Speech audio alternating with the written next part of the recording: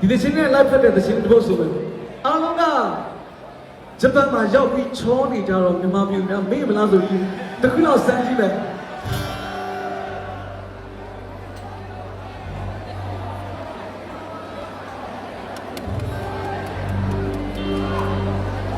ဆမ်းပြီနော်ဆမ်ဝဲရှုံးနေပြီကျွန်တော်ရန်တောင်းပြီးတော့ဟေးပြန်မလား